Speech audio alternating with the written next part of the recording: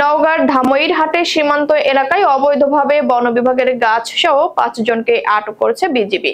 শনিবার 26 জুলাই ভোরে উপজেলার আত্রাই নদীর পাশ থেকে তাদের আটক করা হয়।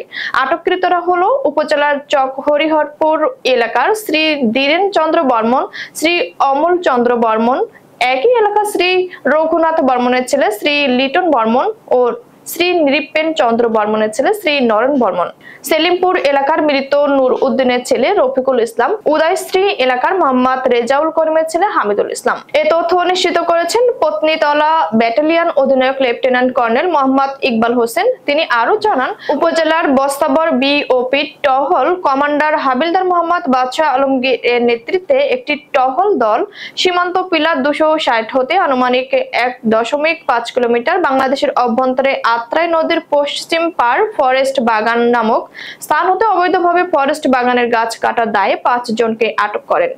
ধামইরহাট থানার ওসি ইমাম জাফর জানান, বিজিবির পক্ষ থেকে এজাহার দায়েরের প্রস্তুতি চলছে। এজাহার পেলে আসামিদের কোর্ট হাজতে প্রেরণ করা হবে।